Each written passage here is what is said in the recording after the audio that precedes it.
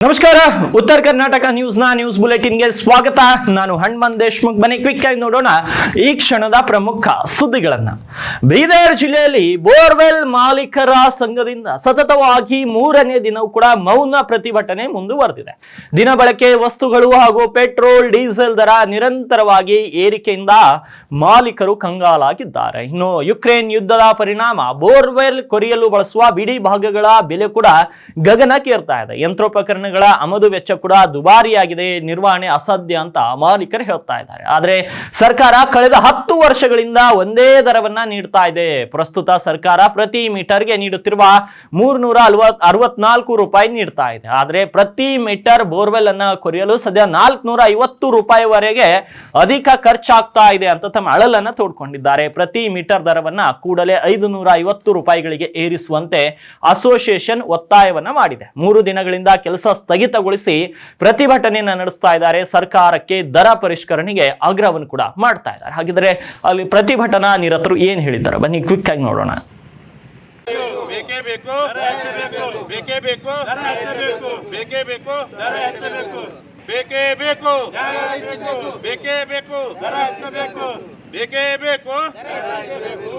ರಿಗ್ ಅಸೋಸಿಯೇಷನ್ದಿಂದ Bidar district ರಿಗ್ ಅಸೋಸಿಯೇಷನ್ದವ್ರು ಏನು ಮಾಡ್ತಾ ಇದ್ದಾರೆ ಅಂತಂದ್ರೆ ರೇಟ್ ಎಲ್ಲ ಹೆಚ್ಚಿಗೆ ಆಗಿನ ಕಡೆಯಿಂದ ಎಲ್ಲ ಮೆಟಲ್ ರೇಟ್ ಹೆಚ್ಚಿಗಾಗಿದೆ. ಗಾಡಿದು ಆಯಿಲು, ಡೀಸೆಲು ಮತ್ತು ಫಿಲ್ಟರು ಏನಾದ್ರು ಗಾಡಿ ಏನು ಸ್ಪೇರ್ಸ್ ಬರ್ತಾವೆ ನೋಡ್ರಿ ಅವೆಲ್ಲ ರೇಟ್ ಹೆಚ್ಚಿಗ್ಯದ.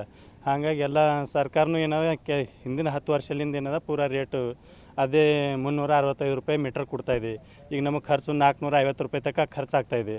ಅಟ್ಲಾಗ ಸರ್ಕಾರಕ್ಕೆ ಮತ್ತು ಈ ಎಲ್ಲರಿಗೇನು ನಮ್ಮದು ರೇಟ್ ಹೆಚ್ಚಿಗೆ ಮಾಡ್ರಿ ಅಂತಂದು ನಾವು ವಿನಂತಿ ಮಾಡ್ತಾಯಿದ್ದೀವಿ ಸರ್. ಅಂದರೆ ಎಷ್ಟು ಮಾಡಬೇಕು ಏನು ಈ ಪ್ರತಿ ಮೀಟ್ರ್ ಲೆಕ್ಕ ಸರ್ಕಾರದ ಈಗ ಏನದ 365 ಕೊಡ್ತಾಯಿದ್ದೀರಿ. ಈಗ 500 ತನಕ ಮಾಡಿದ್ರೆ ನಮಗೆ ಅದಕ್ಕೆ ವರ್ಕೌಟ್ ಆಗ್ತದೆ ಅಂತ ನಾವು ಸರ್ಕಾರಕ್ಕೆ ವಿನಂತಿ ಮಾಡ್ತಾಯಿದ್ದೀವಿ. ದರ ಪರಿಷ್ಕರಣೆ ಮಾಡಿ ಅದಕ್ಕೆ ಏನದ ಹೆಚ್ಚಿಗೆ ಈಗ ಏನು ಖರ್ಚಾಗ್ತಿದೆ, ಈಗ ಡೀಸೆಲ್ ಅದ, ಲೇಬರ್ ಚಾರ್ಜ್ ಇದೆ, ಮತ್ತು ಗಾಡಿ ಎಲ್ಲ ಐಟಮ್ ಏನದ ಪೂರಾ ನಟ್ ಬೋಲ್ಟ್ ಹಿಡಿದು ಟೈರ್ ಹಿಡಿದು ಎಲ್ಲ ಪೂರಾ ರೇಟ್ ಹೆಚ್ಚಿಗೆ ಈಗ. ಅದ್ರ ಕಡೆಯಿಂದ ಈಗ ಅದೇ ಹಳೆ ದರದಲ್ಲಿ ಓಡಿಸ್ಬೇಕಂದ್ರೆ ಪೂರಾ ಖರ್ಚಕ್ಕಿಂತ ಜಾಸ್ತಿ ನಮ್ಗೆ ನುಕ್ಸಾನ್ ಆಗ್ಲತ್ತದ ಅದು. ಹಾಗಾಗಿ ಹೆಚ್ಚಿನ ರೇಟ್ ಕೊಡ್ಬೇಕಂತ ನಾವು ಸರ್ಕಾರಕ್ಕೆ ಮತ್ತು ಬೀದರ್ ಜನತೆಯಲ್ಲಿ ನಾವು ಕೇಳ್ಕೊಳ್ತಾ ಇದ್ದೀವಿ. ಸರ್, ಬೋರೆಲ್ದು ನಮ್ಮ ಕೊರೆಯೋದು ಸಮಸ್ಯೆ ಏನಾಗಿದೆ ಗೊತ್ತಾ? ಯುಕ್ರೇನ್ ಯುದ್ಧ ಚಾಲು ಆಗಿ ಹಿಡಿದು ಬಿಟ್ಟಿನ ರೇಟು 18,000 ಇತ್ತು ಸರ್. ಈಗ ಒಂದು 8 ದಿವಸದಲ್ಲಿ 55,000 ರೂಪಾಯಿ ಹೋಗಿದೆ. ಚೀನಾ ಯುದ್ಧ ಎಲ್ಲ ಕಡೆಯಿಂದಾಗಿ ಅದಕ್ಕೆ ಟೋಟಲಿ ಮಟೀರಿಯಲ್ ಬರ್ತಾಯಿಲ್ಲ ನಮಗೆ. ಇಲ್ಲ, ಒಳಗೆ ಬಿಟ್ಟಿನ ತಯಾರಿದಲ್ಲ ನಮ್ಮದು. ಬಿಟ್ಟು ತಯಾರಾಗೋದು ಮಟೀರಿಯಲ್ ರೇಟ್ ಜಾಸ್ತಿ ಆಗಿದೆ. ಅದಕ್ಕೇನಾಗಿದೆ, ಈಗ ಗೌರ್ಮೆಂಟ್ ರೇಟ್ನು ನಮ್ಮದು ಇಲ್ಲಂದ್ರೂ 10 ವರ್ಷ ಐತೆ ಸರ 364 ಪರ್ ಮೀಟ್ರ್ ಅದ. ಅದೂ ರೇಟ್ ಜಾಸ್ತಿ ಇಲ್ಲ. ನಾ ರೈತರು ಹೊಡೆದ್ರೂ ರೇಟ್ ಜಾಸ್ತಿ ಇಲ್ಲ ನಮ್ಮದು. ಅದಕ್ಕೆ ಎಲ್ಲ ಗಾಡಿಯವರಿಗೆ ವರ್ಕೌಟ್ ಆಗ್ತಾಯಿಲ್ಲ. ಅದನ್ನು ವರ್ಕೌಟ್ ಆಗ್ತಾಯಿಲ್ಲ. ಅದಕ್ಕೆ ನಮ್ಮದು ವರ್ಕೌಟ್ ಆಗೋದಕ್ಕೆ ಇದು ರೇಟ್ ಜಾಸ್ತಿ ಮಾಡಿರಿ ಅಂತ ಹೇಳಿ ನಾವು ಸ್ಟ್ರೈಕ್ ಮಾಡ್ತಾ ಇರೋದು. 3 ದಿವಸದಿಂದ ಆಯ್ತು ಸರ್. ಈಗ 3 ದಿವಸದಿಂದ ಎಲ್ಲ ಗಾಡಿಗಳು ನಿಂತುಬಿಟ್ಟಿದೆ ಸರ್. ಪರ್ ಫೀಟಿಗೆ ನೋಡಿರಿ, ನಮ್ಗೆ ಪರ್ ಫೀಟಿಗೆ ಮಿನಿಮಮ್ ಪರ್ ಮೀಟ್ರಕ್ಕೆ ನಾವು ಒಂದು ಖರ್ಚು ಮಾಡಬೇಕಾದ್ರೆ ಟೋಟಲ್ 400 ಮೇಲ್ಗಡೆ ಹೊಂಟಿದೆ ಸರ್. ಈಗ ನಾವು ಕೊಡೋದೇ ಅವ್ರು 364 ಕೊಡ್ತಾಯಿದ್ದಾರೆ. ಆದ್ದರಿಂದ ರೈತರು ಜಾಸ್ತಿ ಮಾಡ್ಲಾ ಬರಲ್ಲ, ನಮಗೆ ತಳಿ ಪ್ರೈಡ್ನೂ ಜಾಸ್ತಿ ಅಲ್ಲ. ಈಗ ಯಾರು ಒಬ್ಬರು ಏನು ಮಾಡ್ತಾರೆ, ಗಾಡಿ ಇಲ್ಲ ಗುತ್ತೇವ್ರುಗಳು, ಅವ್ರು ಕೆಲಸ ತೊಗೋತಾರೆ. ತೊಗೊಂಡು ಕಳಿಸಿ ನಮ್ಗೆ ಮೀಟ್ರ್ ಇದೇ ಮೀಟ್ರದಪ್ಪ ರೇಟು, ನಾವು ಹೆಂಗೆ ಹೆಚ್ಚು ಕೊಡ್ರಿ ಅಂತಾರೆ. ಈಗ ನಮಗೇನಾಗಿದೆ, 1,60,00,000 ರೂಪಾಯಿ ಹಾಕಿ ಗಾಡಿಗಳು ತಂದಿದ್ದು. ಇದು ಏನಾಗಿದೆ, ನಾವು EMI ಕಟ್ಟಬೇಕು, ಎಲ್ಲ ಕಟ್ಟಬೇಕು ಸರ್. ಅದ್ರ ಸಲುವಾಗಿ ನಾವು ಸುಮ್ಮನೆ ರೇಟ್ ಕಮ್ಮಿ ಮಾಡಿ ಓಡಿಸ್ತಾ ಇದ್ರಾಗ ನಮಗೂ ಲಾಸ್ ಆಗ್ತಾಯಿದೆ, ಗಾಡಿನೂ ಲಾಸ್ ಆಗ್ತಾಯಿದೆ ಸರ್. ಅದ್ರ ಸಲುವಾಗಿ ಗೌರ್ಮೆಂಟ್ಗೂ ಹೇಳ್ತಾಯಿದ್ದೆವು, ಜನಗಳಿಗೂ ಸಹಕಾರ ಮಾಡಿ, ನಮ್ಗೆ ನಾವು ಕಷ್ಟದಾಗಿದ್ದೆವು, ಜನ ನಮಗೆ ರೇಟ್ ಜಾಸ್ತಿ ಮಾಡಿಕೊಡ್ರಿ ಅಂತೇಳಿ ನಾವು ಮನವಿ ಮಾಡ್ತೇವೆ.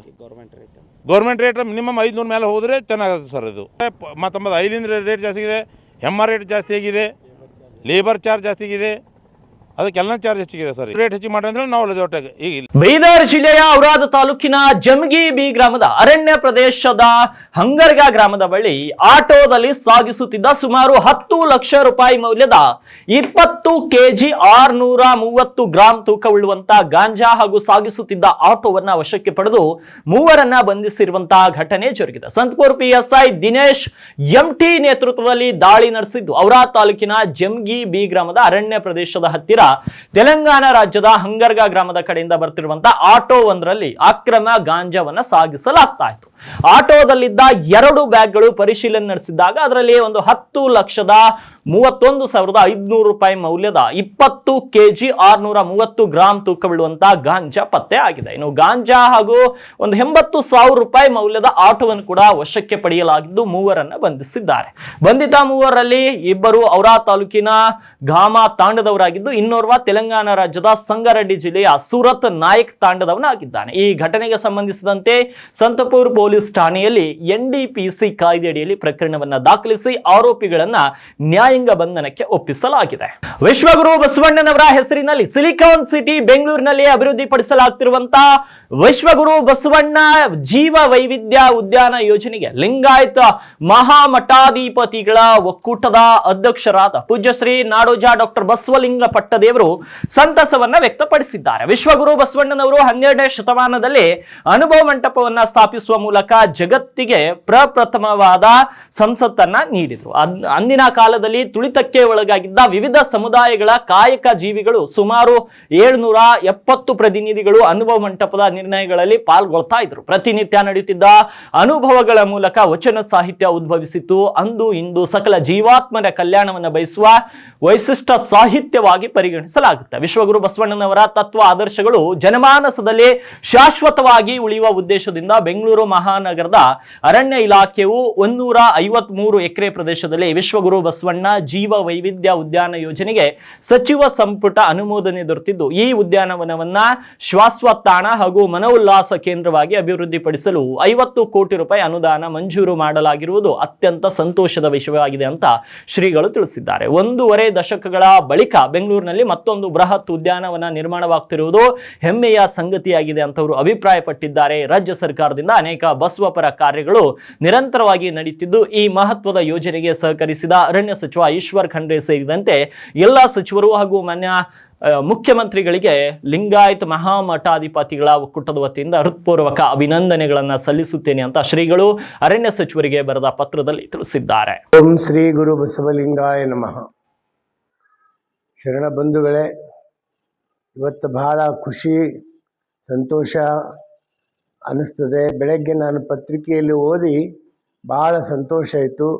ಸನ್ಮಾನ್ಯ ಅರಣ್ಯ ಸಚಿವರಾದಂಥ ಈಶ್ವರ್ ಖಂಡ್ರೆ ಅವರು ಒಂದು ಐತಿಹಾಸಿಕ ಕಾರ್ಯವನ್ನು ಮಾಡಿದ್ದಾರೆ. ಬೆಂಗಳೂರಿನಲ್ಲಿ ಬೃಹತ್ ಉದ್ಯಾನವನ ಅಂದರೆ ಲಾಲ್ಬಾಗು, ಕಬ್ಬನ್ ಪಾರ್ಕು, ಆ ನಂತರ ಮತ್ತೊಂದು 150 ವರ್ಷಗಳ ನಂತರ 1.5 ಶತಮಾನಗಳ ನಂತರ ಮತ್ತೊಂದು 153 ಎಕರೆ ಒಂದು ಉದ್ಯಾನವನವನ್ನು ಜೀವ ವೈವಿಧ್ಯ ಉದ್ಯಾನವನವನ್ನು ಅವ್ರು ಮಾಡ್ತಾ ಇರೋದು ಬಹಳ ಸಂತೋಷ.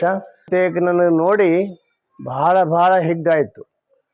ಸಾಸಿಯ ಮೇಲೆ ಸಾಗರ ಹರಿದಂತಾಯಿತಯ್ಯ ಅನ್ನುವಷ್ಟು ನಮಗೆ ಸಂತೋಷ ಆಯಿತು.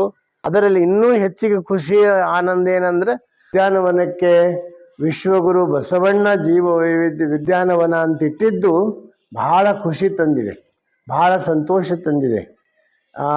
ವಿಶ್ವಗುರು ಬಸವಣ್ಣ ಉದ್ಯಾನವನವನ್ನು ಇಟ್ಟಿದ್ದು ಎಲ್ಲ ಬಸವಾಭಿಮಾನಿಗಳಿಗೆ, ಬಸವ ಭಕ್ತರಿಗೆ ಬಹಳ ಸಂತೋಷ ಆಗಿದೆ. ಅದಕ್ಕೆ ನಾನು ಈಶ್ವರ್ ಖಂಡ್ರೆಯವರಿಗೆ ಆ ಒಂದು ಐತಿಹಾಸಿಕ ಕಾರ್ಯ ಮಾಡಿದ್ದಕ್ಕಾಗಿ, ಒಂದು ಅರಣ್ಯ ಮಂತ್ರಿಗಳಾಗಿ ಒಂದು ಹೊಸ ದಾಖಲೆಯನ್ನು ಬರೆದಿದ್ದಕ್ಕಾಗಿ ಎಲ್ಲ ಬಸವಪ್ಪರ ಸಂಘಟನೆ ವತಿಯಿಂದ ಮತ್ತು ಮಠಾಧಿಪತಿಗಳ ಒಕ್ಕೂಟದ ವತಿಯಿಂದ, ಅನುಭವ ಮಂಟಪದ ವತಿಯಿಂದ ಅವರಿಗೆ ಹೃತ್ಪೂರ್ವಕವಾದಂಥ ಅಭಿನಂದನೆಗಳನ್ನು ಸಲ್ಲಿಸ್ತೀನಿ. ಧನ್ಯವಾದ. ಶರಣು ಶರಣಾರ್ಥಿ. ನಿನ್ನೆ ತಾನೇ ರಾಜ್ಯದಾದ್ಯಂತ ತೆರೆಕಂಡು ಬಸವ ಭಕ್ತರ ಪ್ರಶಂಸೆಗೆ ಒಳಪಟ್ಟಿರುವಂತಹ ಜಗನ್ಮಾತೆ ಅಕ್ಕ ಮಹಾದೇವಿ ಚಿತ್ರದ ತಂಡವು ಇಂದು ಬೀದರ್ ಜಿಲ್ಲೆಯ ಪ್ರತಿಷ್ಠಿತ ಶಿಕ್ಷಣ ಸಂಸ್ಥೆಯಾದ ವಿ ಭೂಮರೆಡ್ಡಿ ಮಹಾವಿದ್ಯಾಲಯಕ್ಕೆ ಭೇಟಿ ನೀಡಿ ಮಹಾವಿದ್ಯಾಲಯದ ಎಲ್ಲಾ ಮಕ್ಕಳು ಚಲನಚಿತ್ರವನ್ನ ನೋಡಿ ಜಗತ್ತಿನ ಪ್ರಪ್ರಥಮ ಕವಯಿತ್ರಿಯ ಬಗ್ಗೆ ತಿಳಿದುಕೊಳ್ಳಲು ವಿನಂತಿಸಿಕೊಂಡ್ರು. ಇನ್ನು ಮಹಾತಾಯಿ ಅಕ್ಕ ಮಹಾದೇವಿ ಅವರ ಜೀವನ ಚರಿತ್ರೆಯನ್ನ ಕಣ್ಣಿಗೆ ಕಟ್ಟುವ ರೀತಿ ಚಿತ್ರವನ್ನ ರೂಪಿಸಿರುವ ತಂಡವನ್ನ ಹೈದರಾಬಾದ್ ಕರ್ನಾಟಕ ಶಿಕ್ಷಣ ಮಂಡಳಿಯ ಆಡಳಿತ ಮಂಡಳಿ ಸದಸ್ಯರಾಗಿರುವಂತಹ ರಜನೀಶ್ ವಾಲಿ ಅವರು ಸನ್ಮಾನಿಸಿ ಅಭಿನಂದಿಸಿದ್ರು. ಹಾಗೂ ಇದೇ ವೇಳೆ ಮಾತನಾಡಿದಂತ ಅವರು ಚಲನಚಿತ್ರ ತಂಡ ತುಂಬಾ ಅದ್ಭುತವಾಗಿ ಚಿತ್ರವನ್ನ ನಿರ್ಮಿಸಿದ್ದಾರೆ. ಪ್ರತಿಯೊಬ್ಬರು ಈ ಚಿತ್ರವನ್ನ ನೋಡಿ ಇತಿಹಾಸವನ್ನ ಯುವ ಸಮುದಾಯಕ್ಕೆ ತಿಳಿಸಲು ಹೊರಟಿರುವ ತಂಡವನ್ನ ಪ್ರೋತ್ಸಾಹಿಸಬೇಕು ಅಂತ ತಿಳಿಸಿದ್ರು.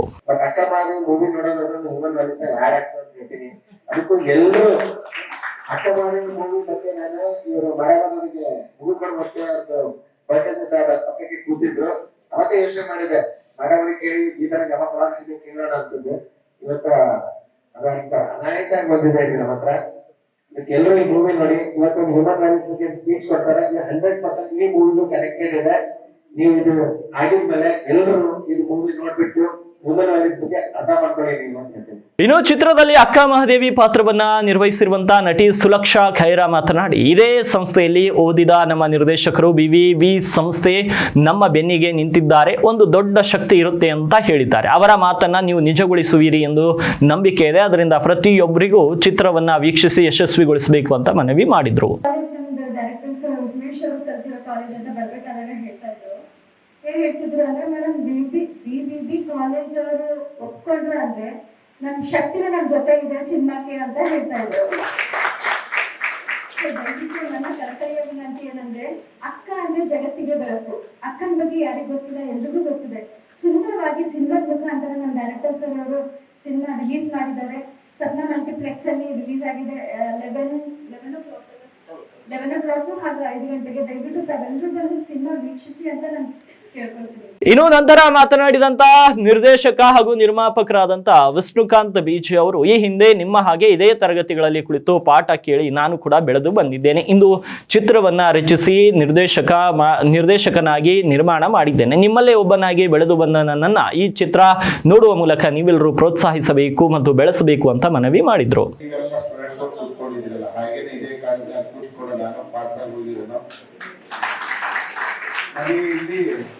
ಮ್ಯಾಥ್ಸ್ಗೆ 2 ಮಾರ್ಕ್ಸ್ ಕಮ್ಮಿ ಬಂದಿತ್ತು ಅಷ್ಟೇ.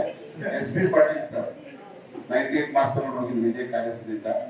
ಹಾಗೆ ಅವಾಗ ಹೆಚ್ಚಿನ ಮಂದಿ ಇದ್ರು, ಆಂಟಿನಸ್ ಸರ್ ಇದ್ರು, ಸಿಪ್ಪಿ ಸರ್ ಇದ್ರು. ಅವರೆಲ್ಲ ನಮ್ಮ ಗುರುಗಳ ಇದೇ ಕಾಲೇಜ್ ಸ್ಟೂಡೆಂಟ್ ಅಂತ ಹೇಳ್ಕೊಳ್ಳಿಕ್ಕೆ ಒಂದು ಹೆಮ್ಮೆ. ಆ ಕಾಲೇಜ್ನಲ್ಲಿ ಬಂದು ಪ್ರಚಾರ ಮಾಡಕ್ ಬಂದಿದ್ದೀನಿ. ಭವ್ಯ ಹಿರಿಯರಿಗೆ ಗೊತ್ತಿರುತ್ತೆ, ಚಿತ್ರರಂಗವನ್ನೇ ಆಳಿದರು. ಅವ್ರದ್ದು 25 ವಾರ ಮತ್ತು 100 ಡೇಸ್ ಮೂವಿಗಳು ಸಾಕಷ್ಟು ಇವೆ. ಅವೆಲ್ಲ ಫೇಮಸ್ ಮೂವಿಗಳು ಯೂಟ್ಯೂಬ್ ನಲ್ಲಿ ನೋಡಿದ್ರೆ ಗೊತ್ತಾಗುತ್ತೆ. ಅವಾಗ ನಿಮಗೆ ನಟಿ ಭವ್ಯ ಅವರು ನಟಿಸಿರೋ ಚಿತ್ರ ನೋಡಿದ್ರೆ ನಿಮಗೆ ಗೊತ್ತಾಗುತ್ತೆ. ಅವ್ರು ಕಾಲಿಟ್ಟಿದ್ದು ಎಲ್ಲ ಸಿನಿಮಾಗಳು ಸೂಪರ್ ಹಿಟ್ ಸಿನಿಮಾಗಳು ಅಂತ ಪ್ರಚಾರಕ್ಕೆ ಬಂದಿದ್ದಾರೆ. ಕಾರಣ ಅವ್ರು ಬಂದಿದ್ದು ನನ್ನೊಂದಿಗೆ ಅವರು 3 ಸಿನಿಮಾದಲ್ಲಿ ಪಾತ್ರ ಮಾಡಿದ್ದಾರೆ. ಪಾತ್ರ ಮಾಡಿರುವಂತ ಆ ಸಂದರ್ಭದಿಂದ ನಾನು ಯಾವಾಗ ಕರ್ಕೊಂಡು ಬರ್ತೀನಿ. ಹಾಗಾಗಿ ಅವ್ರು ಬಂದಿದ್ದಾರೆ. ಅದರಲ್ಲಿ ಅದೇ ನಮ್ಮ ಸುಲಕ್ಷಾ ಇದೇ ಮಣ್ಣಿನ ಭೂಮಿ, ಇದೇ ನಾಡಿನ, ಇದೇ ಜಿಲ್ಲೆಯವರು ತುಂಬಾ ಚೆನ್ನಾಗಿ ಮಾಡಿದ್ದಾರೆ. ಒಂದು ಕೈಲಾಸದಿಂದ ದೇವಿನ ಬಂದಂಗೆ ನಾವು ನಮ್ಮ ಚಿತ್ರದಲ್ಲಿ ಮಾಡಿದಾರೆ ಅಂತ ಹೇಳಕ್ ಅಷ್ಟೇ ಅಲ್ಲ, ನೀವು ಬಂದು ನೋಡಿದ್ರೆ ಗೊತ್ತಾಗುತ್ತೆ. ನಾವು ಚಿತ್ರದ ಬಗ್ಗೆ ಏನೂ ಹೇಳಲ್ಲ, ಅಲ್ಲಿ ಬಂದು ಎಲ್ಲ ನೋಡಿ ಆ ಚಿತ್ರದ ರಚನೆ, ನಿರ್ಮಾಣ, ನಿರ್ದೇಶನ ಎಲ್ಲವೂ ಮಾಡಿ ನನ್ನಲ್ಲಿ ಬೈಬೋದು. ಕೌಶಿಕ ಮಹಾರಾಜ ಅಂತ ಅವರೇ ಅಲ್ಲಿ ನೆಗೆಟಿವ್ ಹೀರೋ ಇರ್ತಾರೆ. ಆ ಪಾತ್ರ ನಾನೇ ಮಾಡಿದ್ದೀನಿ. ನಡ್ಕೊಂಡು ಬರೀ, ಜಾಸ್ತಿ ಬೈಬೇಡ್ರಿ. ಯಾಕಂದ್ರೆ ಶಾಪ್ ಹಾಕೋದ್ರ ಮುಂದೆ ನನಗೆ ಏನೋ ಆಗೋದು ಬೇಡ. ನಾನು ಇದೇ ಕಾಲೇಜ್ ಸ್ಟೂಡೆಂಟ್. ಅವ್ರಿಗೆ ವಿನಂತಿಸ್ಕೊಳ್ತೀನಿ. ಅವರು ಹೃದಯ ತುಂಬಾ ದೊಡ್ಡದಿದೆ, ಸಾಕಷ್ಟು ಸಾಮಾಜಿಕ ಕೆಲಸಗಳು ಮಾಡಿದ್ದಾರೆ. ನಾನು ಚಲನಚಿತ್ರಕ್ಕೂ ಒಂದು ಸ್ವಲ್ಪ ಯಶಸ್ವಿ ಆಗ್ಲಿಕ್ಕೆ ಸ್ವಲ್ಪ ಜನ ನೋಡಿಸ್ಬಿಟ್ರೆ ಅವರು ಮನೆಯಲ್ಲ ಸ್ಟೂಡೆಂಟ್ಸ್ ಗಳು ಹೇಳ್ತಾರೆ, ನಾನು ಸಿನಿಮಾ ನೋಡಿದೀನಿ ಚೆನ್ನಾಗಿದೆ ಅಂತ ಹೇಳೇ ಹೇಳ್ತಾರೆ. ಮತ್ತೆ ಅವರೆಲ್ಲ ಬರ್ತಾರೆ. ಹಾಗಾಗಿ ಒಂದು ನನ್ನ ಯಶಸ್ವಿ ಈ ಕಾಲೇಜಿನ ನಾನು ಕಲಿತ ಕಾಲೇಜ್ ಕೂಡ ಒಂದು ಪೂರಕವಾಗಿ ತಾವೆಲ್ಲರೂ ಕೇಳ್ಕೊಳ್ತಾ ನನ್ನ ಮಾತು ಮುಗಿಸ್ತೀನಿ.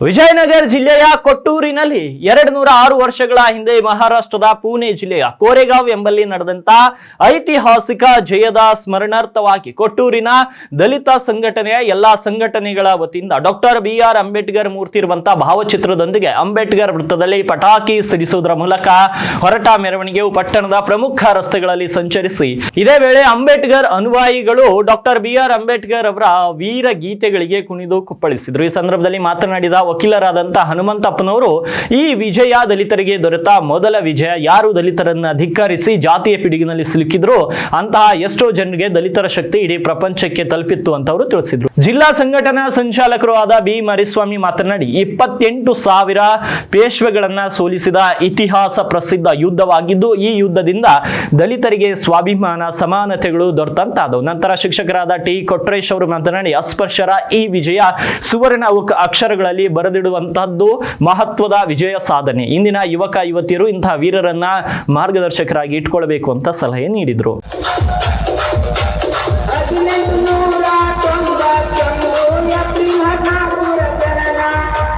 ಹದಿನಾಲ್ಕು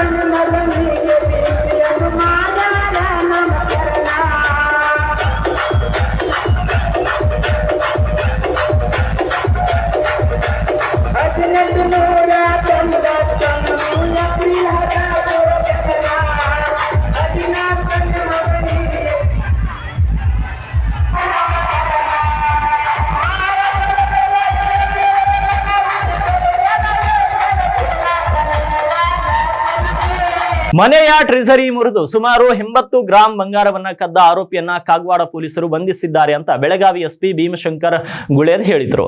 ಕಾಗವಾಡ ತಾಲೂಕಿನ ಶೆಡ್ಬಾಳ್ ಗ್ರಾಮದ ನಿವಾಸಿ ಚಿದಾನಂದ್ ಶ್ರೀಶೈಲ ಸಾಂಗ್ಲಿ ಅವರ ಮನೆಯಲ್ಲಿ ಕಳೆದ ವಾರದಲ್ಲಿ ಸಂಜೆ 6:30 ಸಮಯದಲ್ಲಿ ಈ ಬಂಗಾರ ಆಭರಣವನ್ನ ಕದ್ದುಕೊಂಡು ಹೋಗಿರುತ್ತಾರೆ ಅಂತ ದೂರು ದಾಖಲಿಸಿರುತ್ತಾರೆ. ದೂರಿನ ಅನ್ವಯ ಡಿವೈಎಸ್ಪಿ ಪ್ರಶಾಂತ್ ಮುನ್ನೋಳಿ, ಸಿಪಿಐ ಸಂತೋಷ್ ಹಳ್ಳೂರ್ ಮಾರ್ಗದರ್ಶನದಲ್ಲಿ ಪಿಎಸ್ಐ ರಾಘವೇಂದ್ರ ಖೋತಾ ಹಾಗೂ ತಂಡದವರು ಶಿವಕಾಂತ್ ಚೆನ್ನಗೌಡ ಬೆಳಂಕಿ ಎನ್ನುವ ಆರೋಪಿಯನ್ನ ಬಂಧಿಸಿ ಒಟ್ಟು 6,80,000 ರೂಪಾಯಿಯಿಂದ 80 ಗ್ರಾಂ ಆಭರಣಗಳನ್ನ ವಶಪಡಿಸಿಕೊಂಡಿದ್ದಾರೆ. ಈ ಪ್ರಕರಣ ಕಾರ್ಯಾಚರಣೆಯಲ್ಲಿ ಭಾಗಿಯಾದವರಿಗೆ ಎಸ್ಪಿ ಭೀಮಶಂಕರ್ ಗುಳೇದ್ ಶಾಲಂಗಿಸಿದ್ದಾರೆ. 26ನೇ ತಾರೀಕು ಕಳೆದ 26ನೇ ತಾರೀಕು ಚಿದಾನಂದ ಶ್ರೀಶೈಲ್ ಸಾಂಗ್ಲಿ ನಮ್ಮ ಮನೆ ಕಿಡಿಕೆಯನ್ನ ಬಂದ್ಬಿಟ್ಟು ಅದರ ಟ್ರೆಜರಿ ಲಾಕರ್ನಲ್ಲಿ ಇಟ್ಟಿರ್ತಕ್ಕಂಥ ಸುಮಾರು 80 ಗ್ರಾಂ ಬಂಗಾರದ ಆಭರಣ ಯಾರೋ ಕದ್ಕೊಂಡು ಹೋಗಿದ್ದಾರೆ ಅನ್ನುವಂಥ ಒಂದು ಕಂಪ್ಲೇಂಟ್ ಮಾಡ್ತಾರೆ. ಅದು ಆಗಿರ್ತಕ್ಕಂಥದ್ದು 25 ಸಂಜೆ 6 ಗಂಟೆಯಿಂದ 26 ಬೆಳಿಗ್ಗೆ 5 ಗಂಟೆ ಹೋಗಿದ್ದಾರೆ. ಯಾಕಂದ್ರೆ ಆ ಸಂದರ್ಭದಲ್ಲಿ ಇವರು ಮನೆಯಿಂದ ತಮ್ಮ ಇನ್ನೊಬ್ಬ ಸಂಬಂಧಿಕರ ಮನೆಗೆ ಹೋಗಿದ್ದಾರೆ ಆಗಿದೆ. ಸೊ ಈ ಪ್ರಕರಣದಲ್ಲಿ ನಮ್ಮ ಕಾಗವಾಡ ಪಟ್ಟಣದ ಪೊಲೀಸ್ನವರು ತುಂಬಾ ಮುತುವರ್ಜಿಯಿಂದ ತನಿಖೆಯನ್ನ ಮಾಡಿ ಕೇವಲ 4 ದಿವಸದಲ್ಲಿ ಆರೋಪಿಯನ್ನ ಪತ್ತೆ ಹಚ್ಚಲಾಗಿದೆ. ಕಳೆದು ಹೋಗಿರ್ತಕ್ಕಂಥ ಎಲ್ಲ 80 ಗ್ರಾಂ ಬಂಗಾರದ ಆಭರಣಗಳನ್ನು ವಶಪಡಿಸಿಕೊಳ್ಳುವಲ್ಲಿ ಯಶಸ್ವಿಯಾಗಿದ್ದಾರೆ. ಈ ಒಂದು ಪ್ರಕರಣ ಪತ್ತೆ ಮಾಡಿದ್ದಕ್ಕೆ DSP Prashanth, inspector Santosh Hallur, PSI Raghavendra Khot ಮತ್ತೆ ಅವರ ಸಿಬ್ಬಂದಿಗಳು ಕಾಟೇಕೆರೆ, ಜಂಬಿಗಿ, ಕಾಂಬಳೆ, ವಾರಿಗೆರೆ ಹಾಗೂ ನಮ್ಮ ತಾಂತ್ರಿಕ ಸಿಬ್ಬಂದಿಗಳಿಗೆ ಅಭಿನಂದನೆ. ಈ ಪ್ರಕರಣದಲ್ಲಿ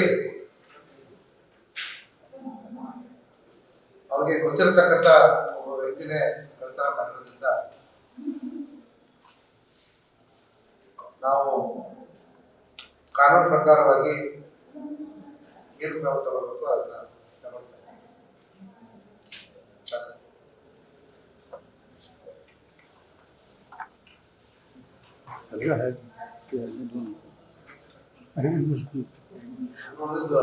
ಬಿಜೆಪಿ ನಾಯಕರು ಗಾಂಧೀಜಿ ಬಗ್ಗೆ ಮಾತನಾಡುವ ನೈತಿಕ ಹಕ್ಕು ಕಳೆದುಕೊಂಡಿದ್ದಾರೆ. ತಮ್ಮ ಕಚೇರಿಗಳಲ್ಲಿ ಗಾಂಧೀಜಿಯವರ ಫೋಟೋ ಇಟ್ಟುಕೊಳ್ಳುವ ಯೋಗ್ಯತೆ ಕೂಡ ಅವರು ಉಳಿಸಿಕೊಂಡಿಲ್ಲ ಅಂತ ಡಿಸಿಎಂ ಡಿಕೆ ಶಿವಕುಮಾರ್ ಹರಿದಾಯ್ದರು. ಸಿಎಂ ಗೃಹ ಕಚೇರಿ ಕೃಷ್ಣದಲ್ಲಿ ಸಿಎಂ ಸಿದ್ದರಾಮಯ್ಯ ಅವರ ಜೊತೆ ಜಂಟಿ ಮಾಧ್ಯಮಗೋಷ್ಠಿಯಲ್ಲಿ ಮಾತನಾಡಿದ ಅವರು, ಬಿಜೆಪಿ ನಾಯಕರು ಇನ್ನು ಮುಂದೆ ಮಹಾತ್ಮ ಗಾಂಧೀಜಿಯವರ ಪ್ರತಿಮೆಯ ಮುಂದೆ ಕೂತು ಹೋರಾಟ ಮಾಡುವ ಹಕ್ಕನ್ನ ಕಳೆದುಕೊಂಡಿದ್ದಾರೆ. ಮಹಾತ್ಮ ಗಾಂಧೀಜಿಯವರ ಫೋಟೋಗಳನ್ನ ತಮ್ಮ ಕಚೇರಿಗಳಲ್ಲಿ ಹಾಕಿಕೊಳ್ಳುವ ಅರ್ಹತೆಯನ್ನು ಕೂಡ ಕಳೆದುಕೊಂಡಿದ್ದಾರೆ. ಅವರ ಫೋಟೋ ಹಾಕಿಕೊಳ್ಳುವ ಯೋಗ್ಯತೆ ನಿಮ್ಗಿಲ್ಲ. ಅವರ ಹೆಸರನ್ನ ಯೋಜನೆಯಿಂದ ತೆಗೆದ ಮೇಲೆ ನಿಮಗೆ ಯಾವ ನೈತಿಕತೆ ಇದೆ? ನೀವು ಮಹಾತ್ಮ ಗಾಂಧೀಜಿ ಬಗ್ಗೆ ಮಾತನಾಡುವ ಹಾಗೂ ಅವರ ಪ್ರತಿಮೆಗೆ ಹೂವಿನ ಹಾರ ಹಾಕುವ ಹಕ್ಕು ಇಲ್ಲ. ನಿಮ್ಮ ಬಳಿ ಇರುವ ಮಹಾತ್ಮ ಗಾಂಧೀಜಿಯವರ ಫೋಟೋಗಳನ್ನ ನಮಗೆ ಕೊಟ್ಟು ಬಿಡಿ, ನಾವು ಅವುಗಳನ್ನ ನಮ್ಮ ಹಾಗೂ ಗಾಂಧೀಜಿಯನ್ನ ಗೌರವಿಸುವ ಮನೆಯಲ್ಲಿ ಇಟ್ಕೊಳ್ತೇವೆ ಎಂದರು. ಗಾಂಧೀಜಿಯವರು ಈ ದೇಶದ ಸ್ವಾತಂತ್ರ್ಯಕ್ಕಾಗಿ ಹೋರಾಟ ಮಾಡಲು ನೇತೃತ್ವ ವಹಿಸಿ 100 ವರ್ಷಗಳು ತುಂಬಿವೆ. ಇಂತಹ ಸಂಭ್ರಮಾಚರಣೆ ವೇಳೆ ಅವರ ಹೆಸರನ್ನ ತೆಗೆದು ಮತ್ತೊಮ್ಮೆ ಅವರ ಕೊಲೆ ಮಾಡ್ತಿದ್ರಲ್ಲ, ಈ ದೇಶದಲ್ಲಿ ಇದಕ್ಕಿಂತ ದೊಡ್ಡ ಅಪಮಾನ ಬೇರೆ ಒಂದಿಲ್ಲ ಅಂತ ಹೇಳಿದ್ರು. ಬಿಜೆಪಿ ಅವರು ಇನ್ ಮುಂದಕ್ಕೆ ನಾನು ಅಪೀಲ್ ಮಾಡ್ತೀನಿ, ಇನ್ ಮುಂದಕ್ಕೆ ನಿಮ್ಗೆ ಯಾವ ಕಾರಣಕ್ಕೂ ಮಹಾತ್ಮ ಗಾಂಧೀಜಿ ಪ್ರತಿಮೆ ಮುಂದೆ ಕೂತ್ಕೊಳ್ಳಕ್ಕೆ ಹಕ್ಕಿಲ್ಲ. ಆ ಹಕ್ಕನ್ನ ನೀವು ಕಳ್ಕೊಂಡಿದ್ದೀರಿ. ನಿಮ್ಮ ಕಚೇರಿಗಳಲ್ಲಿ ಮಹಾತ್ಮ ಗಾಂಧೀಜಿ ಆಫೀಸನ್ನ ಫೋಟೋ ಹಾಕೊಳ್ಳಿಕ್ಕೂ ಕೂಡ ನಿಮ್ಗೆ ಹಕ್ಕಿಲ್ಲ, ಯೋಗ್ಯತೆನೂ ಇಲ್ಲ. ಅದನ್ನು ಕೂಡ ಇವತ್ತು ನೀವು ಕಳ್ಕೊಂಡಿದ್ದೀರಿ. ಅವ್ರ ಹೆಸರನ್ನ ತೆಗೆದ ಮೇಲೆ ನಿಮ್ಗೆ ಎಲ್ಲಿದೆ ಹಕ್ಕು? ಅವ್ರ ಹೆಸರನ್ನ ಪ್ರತಿಯೊಂದು ಗ್ರಾಮೀಣ ಪ್ರದೇಶದಲ್ಲಿ, ಒಂದು ಶಾಲೆಯಲ್ಲಿ, ಒಂದು ಗೌರ್ಮೆಂಟ್ ಆಫೀಸಲ್ಲಿ ಎಲ್ಲ ಕಡೆನೂ ನಾವು ಹಾಕೊಂಡು ಮಹಾತ್ಮ ಅನ್ನೋ ಹೆಸರನ್ನ ನೀವು ತೆಗೆದಾಕಿದಿರಲ್ಲ, ಇದು ಮನುಷ್ಯತ್ವನ ನಿಮ್ಗೆ? ಸೊ ಅದಕ್ಕೆ ನೀವು ನೈತಿಕವಾದಂತ ಹಕ್ಕನ್ನ ಕಳ್ಕೊಂಡಿದ್ದೀರಿ. ಮಹಾತ್ಮ ಗಾಂಧೀಜಿ ಭಾಷಣ ಮಾಡೋದು ಬೇಡ, ಅವ್ರ ಊನಾರ ಹಾಕೋದು ಬೇಡ. ಅವ್ರ ಹೆಸರನ್ನ ಯಾರು ಒಬ್ಬ ಮಹನೀಯರು, ಈಗ ಜವಾಹರ್ಲಾಲ್ ನೆಹರು ಅವರ ಹೆಸರಿನಲ್ಲಿ ನಾವು ಮಕ್ಕಳ ಜಯಂತಿ ಅಂತ ಮಾಡ್ತಾ ಇದ್ದೇವೆ. ಡಾಕ್ಟರ್ ರಾಧಾಕೃಷ್ಣ ಅವರ ಜನ್ಮದಿನ ಟೀಚರ್ಸ್ ಅಂತ ನಾವು ಮಾಡ್ತಾ ಇದ್ದೇವೆ. ಚರಣ್ ಸಿಂಗ್ ಅವರ ಜನ್ಮದಿನ ರೈತರದು ಅಂತ ನಾವು ಮಾಡ್ತಾ ಇದ್ದೇವೆ. ಸೊ ಹಂಗೆ ಪ್ರತಿಯೊಂದು ಜಯಂತಿಗಳನ್ನ ನಾವು ಮಾಡ್ತಾ ಇದ್ದೇವೆ. ಅಂಬೇಡ್ಕರ್ ಅವರು ಹುಟ್ಟಿದ ದಿನ ನಾವು ಸಂವಿಧಾನದ ಬಗ್ಗೆ ಎಷ್ಟು ಅವ್ರ ಗೌರವ ಕೊಡಬೇಕು ಅದನ್ನ ನಾವು ಮಾಡ್ತಾ ಇದ್ದೇವೆ. ಸೊ ಹಂಗೆ ಇವತ್ತು ಇನ್ನು ಮುಂದಕ್ಕೆ ಬಿಜೆಪಿಯವರು ಯಾವ ಕಾರಣಕ್ಕೂ ಮಹಾತ್ಮ ಗಾಂಧಿ ಹೆಸರನ್ನ ದಯವಿಟ್ಟು ನಿಮ್ಮ ಮಾತಿನಂತೆ ನಡೀತಾ ಇದ್ದೀರಿ, ನಿಮ್ಮ ಸರ್ಕಾರದ ಆದೇಶದಂತೆ ಇದ್ದೀರಿ ಅಂತಂದ್ರೆ ದಯವಿಟ್ಟು ಹೀಗೆ ತೆಗೆದುಬಿಟ್ಟು ನಮ್ಗೆ ಗಿಫ್ಟ್ ಮಾಡಿ ಆ ಫೋಟೋಗಳನ್ನ ಕಳಿಸ್ಕೊಟ್ಬಿಡಿ. ಇವಾಗಿದು ಈ ಕ್ಷಣದ ಪ್ರಮುಖ ಸುದ್ದಿಗಳು. ಮತ್ತೆ ಭೇಟಿಯಾಗ್ತೀನಿ ನ್ಯೂಸ್ ಬುಲೆಟಿನ್ ನಲ್ಲಿ.